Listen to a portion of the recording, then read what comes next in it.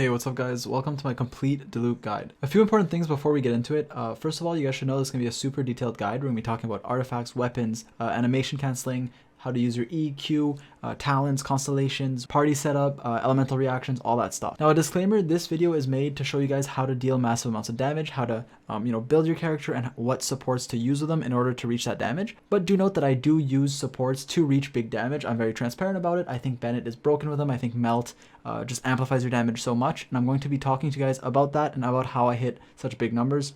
At the end, I will be including a DPS showcase. Now do note, there will be many clips, some in the overworld, some in Abyss, and keep in mind that in Abyss there is some damage bonuses, like floor 12, which is the hardest one, does give you pyro damage bonus. Floor 7 will make you crit harder, so you do more damage in Abyss, but it is endgame content where you are going to be bringing your Diluc, and I use it to show you guys the max potential and how much damage is possible with this build in like the best conditions possible. So yeah, super detailed video. I just thought I should clear that out, and that Diluc is very strong on his own, everywhere, Abyss, outside of Abyss, without supports, but I just want you guys to know that yes, to hit the maximum numbers, you do need supports, you do need elemental reactions, weapons, artifacts, but throughout this video, I'm going to be showing you guys how to deal such big numbers, reactions to use, supports, build, everything. So I'm sorry if the video is a bit long, but I'm trying to go as detailed as possible so that this is the only Diluc guide you'll ever need, talking about literally everything there is to talk about, very transparent about why my Diluc is so good and how I deal so much damage, and I want you guys to be able to replicate it. Alright, without further ado guys, I want you guys to know that I stream just about every night on Twitch. Follow me if you guys want to watch, and let's get right into it. Alright, so we're going to start by covering the basics, the most important stuff you need to know, and then we'll go into some advanced tips, showcases, and stuff that you probably haven't seen before, but we're going to start with just like the basics. So for artifacts, we're going to talk about sets and then stats. For the artifact set, in the early game, something like a 2-piece Berserker or just Glad pieces, if you can get Glad, can work and can be fine, but in the late game, there's one set that's just so much better than every other set. It's not even close, and that's the Crimson Witch of Flames. So if you guys don't know what this does, it gives you pyro damage bonus, and then the 4-piece set will increase all your elemental reactions of pyro and will give you even more pyro damage bonus. So the set itself is just insane, and there isn't even a single set that comes close to how good this is on Diluc. It's just a must-have. In fact, even if you have relatively bad substats on Witch, it's better than good substats on like a Glad or something, just because of how good the set effect is. And since Diluc is your main DPS, I would highly recommend grinding the set first before your support sets, before anything else. Once you hit R40 or 45, depending how long you want to wait, I would highly recommend grinding the set out and using it. Alright, now let's talk about the stats you want on your artifacts. So obviously Flower and Feather are always going to be HP and attack, but for those you want to look for good substats. Now, these aren't the most important pieces, but if you can get crit rate and crit damage on your substats for every piece, that's what you're looking for. Crit rate, crit damage are the best. Attack percent is good too, and then energy recharge, elemental mastery, and flat attack are okay. So for your sands, you definitely want attack percent, and ideally get good substats. Mine are pretty bad here, but at least I have the crit damage, so I'm using it for now until I get a better one. For your goblet, you need a pyro damage goblet. I've talked about this in previous videos, but basically, since pyro damage bonus gives you more damage, whereas an attack thing only gives you attack percent, and the difference between attack percent and damage percent is huge, and it buffs all your pyro damage, and 90% of your damage is pyro. A pyro damage goblet is just so much better than attack percent. And since goblets are so hard to farm, I wouldn't really worry about the substats. I would just use a pyro goblet, and when you get a better one with better substats, then replace it. And do keep in mind that goblets tend to be the odd one out of the set, so you'll usually have a 4-piece set like I do on your other pieces, and then a goblet from a random set. For your circlet, you either want crit rate or crit damage. Now, personally, I don't really have good hats. Like, I have a crit rate, which is nice, but my substats are pretty bad. Ideally, I would want something like this that has crit damage on a substat and crit rate on top, or the opposite, crit damage with crit rate. But for now, I'm using this, and it's fine. You guys always ask to see my attributes. This is what they are right now. In a perfect world, this would be around 140 or a bit higher, but overall, it's pretty good. And if I were to put a crit damage circlet on, now, granted, this isn't the right set, but if I were to have that, my stats would look like this. Alright, now we're going to talk about weapons. So if you guys need more information on this part, I made a whole video dedicated to a weapon tier list on Diluc alone like a month ago. If you guys want to watch that, go ahead. But I'm going to try to summarize what I said. For a really early game, Debate Club is the best 3-star by far. However, the prototype Aminus outshines it because of the much higher base attack, so scaling into the late game, it gets much better, and I talk more about that in the video. And the prototype Aminus is insane. It's the best until you can get either a 5-star Claymore or the Serpent Spine. Now, I know a lot of people hate the Serpent Spine, and it has some negative synergies with Diluc. If you like burn the grass and then walk into it, the passive effect will suck. And in areas like the Abyss where you can take some constant damage, it can mess you over. However, something to note with the Serpent Spine is that it gives you a crit rate substat, which means overall your DPS will be higher than the prototype Aminus, which just gives you attack. But if you do need another battle pass weapon and you don't want to get Serpent Spine, the Aminus is very, very good, so you don't have to. The best weapons on Diluc though are the Wolf's Gravestone and the Skyward Pride. The Skyward Pride has a higher base attack and does a lot of damage. It's actually very comparable to the Wolf's, but overall the Wolf's is better, especially because of the insane effect that increases all your party members' attack, and you get bonus attack, and the substat is attack, and you just get a ton of stats. Actually, one of the biggest factors is that the substat is 50% attack at level 90 here, whereas the Skyward Pride gives you energy recharge, which isn't that needed on Diluc. Now, sure, it can be nice, but what I've noticed is when you're fighting multiple enemies, when you're in Abyss, or when you're just spamming, you're staying on Diluc and spamming your pyro stuff, or if you have like another pyro character like Bennett giving you particles, you don't need that energy recharge on Diluc. However, if you do manage to refine this 5-star weapon, the damage increases significantly, so it can be very good. Also, the base attack is not 45. There's a mistake on this website, but if you look at the wiki, it is 48, which is very nice. But overall, Wolf's Gravestone is the best, and best free-to-play option is Prototype Aminus. Alright, we're going to talk about talent priority and just some stuff about his talents. So, what talent should you level first? So in my opinion, we'll obviously get all 3 of them to level 6 as fast as possible, and then you want to be leveling them past that using these plumes if you get them. In my past 2 weeks, I haven't gotten any, so it can take a while to get some. But in terms of which talents you should prioritize, I'd say the E is the best when you look at the scaling, and you're basically using this all the time on cooldown, so this is the most important thing to level. But then after that, it depends. Now, usually when you use them as a main DPS, the normal attack is what you want to be upgrading. I would say right after the E. I've heard people level it before E, but E, the elemental skill, is definitely the way to go. You can go for normal attack second, and that's what I recommend for most people. However, it depends how you're playing Diluc. If you're going for like burst combos, big hits, and if you're running like a quick swap team or a team where basically you spam your ultimate, I would recommend leveling Dawn before your normal attacks. A good example of this actually is in Abyss 12, where your normal attacks don't do that much damage since everything has like ice shields and is just very resistant to ice, whereas your pyro damage does a lot more. And yes, you can enchant your sword with pyro, but you're going to be spamming your ultimate on cooldown. So if you're going for like Abyss 12, I would recommend leveling your elemental burst over your normal attacks. But I can see the case for both, and I think they're both pretty close. So it just depends how you play it. Now, you guys know me. I like making videos on C0 characters. That's why my Zhongli is still C0 and all that. However, while pulling on both the child banner and the Zhongli banner, I got a Diluc on stream, just trying to get the banner characters. So unfortunately, I do have C2, so I'm sorry. I know you guys are gonna call me whales, but that's okay. And these are both pretty nice. All his constellations are good, but honestly, you do not need them. He's still like the best DPS in the game without any constellations. Trust me, my past 2 videos on Diluc have been C0, and I actually kept him C0 for a while. My chat just made me do it. But I do tend to stay low constellation because, as I mentioned previously, I enjoy having money in my bank account. Alright, now we're going to be covering some advanced tips. The first thing I want to talk about is animation canceling. You probably heard of this, but I'm just going to show you guys how to do it. So basically, the 4th attack of Diluc's, the 4th normal attack for Diluc is very slow, right? You can see here, the delay until I can attack again is very long. But what you can do is, right after your 4th hit, you can do a dash or a jump, and then you can just start attacking immediately right after. So if we put that, like we attack these mobs, you see after my 4th hit, I'll just dash and then keep hitting. Or you can even do your 4 hits. Well, he's gonna die, but you can do your 4 hits and then just swap characters and use them.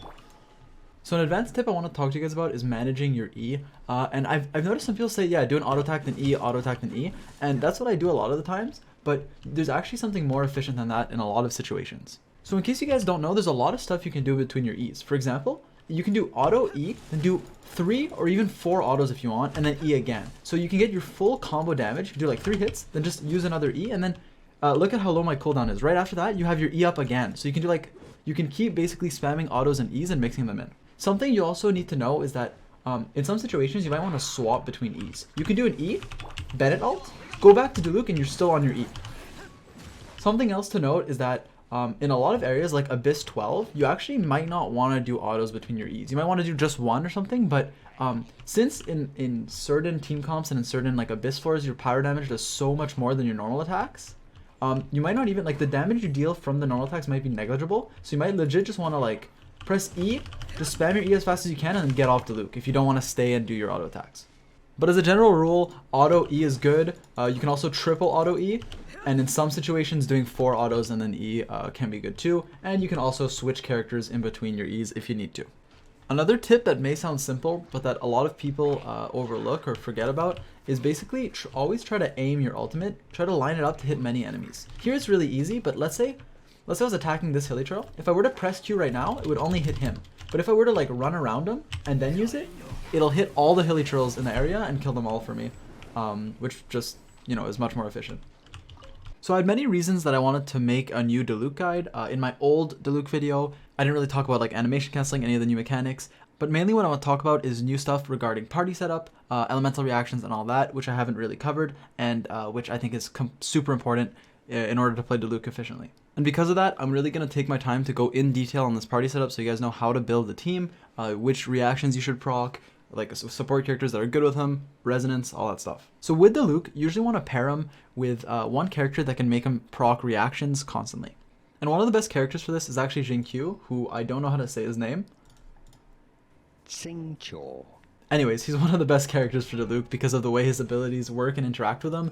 Basically, if you just spam energy recharge on him, you have like a sacrificial sword or something, you can spam his ultimate, his elemental burst so often, and because of that, you can get a bunch of rain swords which constantly do 1, a ton of damage, and 2, they constantly proc either vaporize or apply enemies with hydro, which lets your Diluc proc vaporize, which just makes you do a ton of damage. Personally, I tend to run a cryo character with Diluc because his best reaction is melt. In fact, Pyro has 3 really good reactions: Melt, which does 2x damage, Vaporize, which does 1.5x damage, and Overload, which is a lot better in the early game than the late game. I know a lot of people have been complaining about Overload because it is kind of underwhelming in the late game and it causes enemies to fly away, but it is still pretty good, especially because of how good of a character Fischl is. So if you want to use her, and I personally love her, I use her a lot, you definitely can get a lot of value out of having her proc the Overload with Oz while your Diluc does constant damage. For Melt, which is the best reaction for late game, you want a cryo character with him.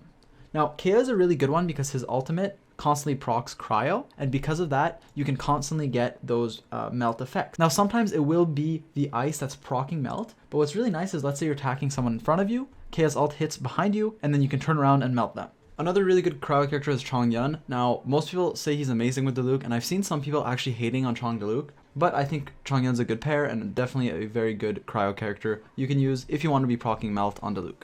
So I've been testing Diluc Chongyun to try to see why people love him and why people hate him, and the conclusion I came to is basically that his field is very nice before you ult because you can do auto, like you auto in between your E's, or you can auto twice even to make sure he's cryo applied, and then you press your E to get the melt. When you ult, however, your sword gets enchanted with pyro, but the pyro buff actually overrides the cryo buff. So when you're attacking in here, you'll see my attacks are all pyro, not cryo. I'm getting destroyed by these Fatuis right now, but you can see my attacks are pyro, not cryo, which means it doesn't really mess up with your ult. The only reason why Chongyun does have some negative synergy when you ult though is because you can't really apply cryo, so you can't be getting melt on your hits after, whereas someone like Kea, whose ult spins around you, can get that melt off. But you can still switch to him, use his ult, or press E, and then use your ult on that to get the melt off. Obviously, there are 2 other cryo characters. There's Diona, who can work if you need a cryo and a healer, and there's Chi-Chi, who is honestly the worst at applying cryo because of how slowly her E applies cryo, and her ultimate can apply it and is nice. But basically, I use her a lot with Diluc because I use her as my main healer. However, as a cryo applier, she's not the best, so you usually just tend to use your ultimate, swap to Diluc, and get a melt there. So once you have someone that can proc reactions on your team, there are a few other good options. Now, something you guys need to know is that the pyro resonance is actually amazing. So what it does is it gives you 25% attack, which is very, very nice. And one of the reasons why it's so nice is because, well, yeah, the attack is great, but also a lot of the pyro characters are actually very good. I don't have Klee, but if you ever see 2, you can run her as a support. I personally don't like Jinyan at all with Diluc because of the way she works, but characters like Bennett and Zhang Ling, who you get for free, are both very, very good with them. Zhang Ling can be a very nice support for the pyro resonance, and Bennett is one of the best characters in the game and one of the best supports for Diluc. I use him in most of my Diluc comps because he gives you a ton of damage, he heals you, and he gives you that pyro resonance. Now, if your comp looks something like this, then you already have a healer, you have someone that can proc melt, so the last character is fair game. You can run someone like Venti to clump a bunch of enemies, or obviously Sucrose works too, to clump a bunch of enemies and just destroy them all with your Diluc. You can also run an Electro support so that you have the possibility to proc melt when you go to Kea, and you have the possibility to spam overload when you have Fischl's Oz out. Overall though, there are many good support characters you can run, many different options you can run with Diluc, and they all work very well as long as you have a healer and you have elemental reactions you can proc.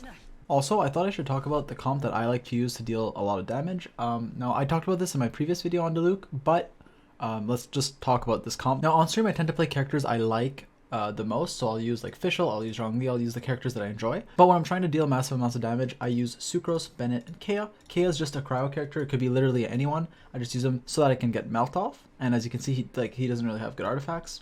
I also use Bennett, who's level 62 only, and that might surprise some of you guys, but he's only level 62, and I have just a Noblesse set, and I got really lucky on my weapon pull. I do have an Aquila for him.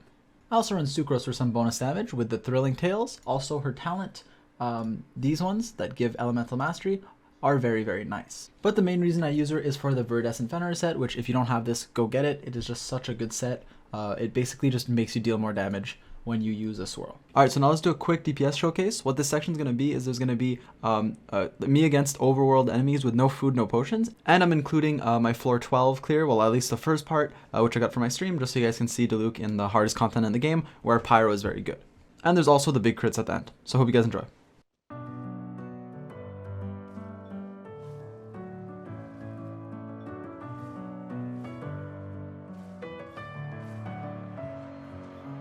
Messing with my head again. You had your heart set on me, but these feels they come and go, and they come so easily. Tell me what it is about you that I can't forget, but you're breaking down my walls again just to set me free. Why do I, baby, why do I love the way you always leave me? Why do I, baby, why do I love the touch but never love the feeling? Why do I, baby, why do I love the way you always leave me? Why do I, baby, why do I love the touch but never love the feeling?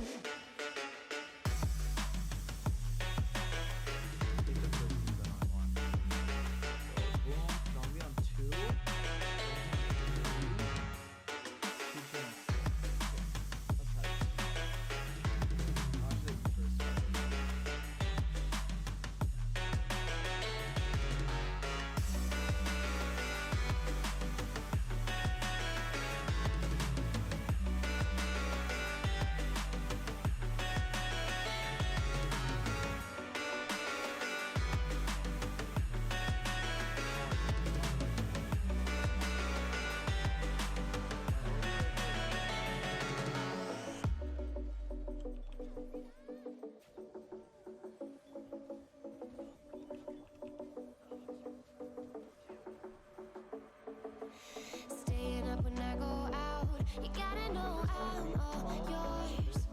But when I say what's that about, you start slurring your words. Tell me why you have to seem so distant when I'm holding you. Your fingertips are drifting away, and I fucking love how it hurts. Why do I, baby, why do I love the way you always leave me? Why do I, baby, why do I love the touch but never love the feeling? Why do I, baby, why do I love the way you always leave me? Why do I, baby, why do I love the touch but never love the feeling? Why do I, baby, why do I do I, baby, why do why do I, baby, why do I love the touch but never love the feeling?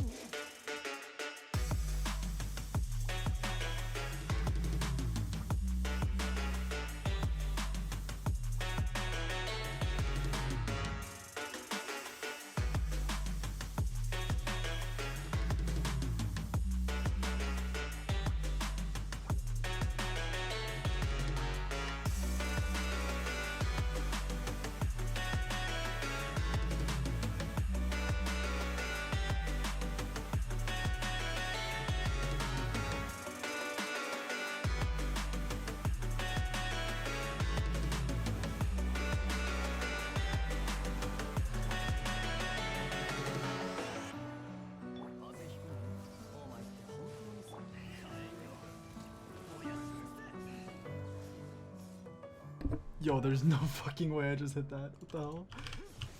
So yeah, overall guys, I think Diluc is the best DPS in the game right now. He's so strong, and I wanted to show you guys my build, my maxed out build, best artifacts, best everything, so you guys could play him at his maximum potential. I really hope you guys enjoyed, and do note that yes, I am using a lot of support characters to help Diluc, but I'm trying to show you guys why I'm doing it and how to do it so that your Diluc can hit similar numbers to mine, because I know that this is a game where you're basically building a team to support your main DPS, so you have to use support characters, elemental reactions, and all that, or you're not going to get very far damage-wise. So I really hope you guys enjoyed. I have to go back to studying for my final exams, but I will be streaming almost every night on Twitch because I'm almost done and I'm almost free. So if you guys want to come watch, please follow. The link will be in the description. I really appreciate it. Also, my Discord has been popping, so if you guys want to come say hello, I'm always chatting there. Links also in the description. I hope you guys enjoyed. Subscribe if you want to. If you don't, that's okay too, and I'll catch you guys in the next one.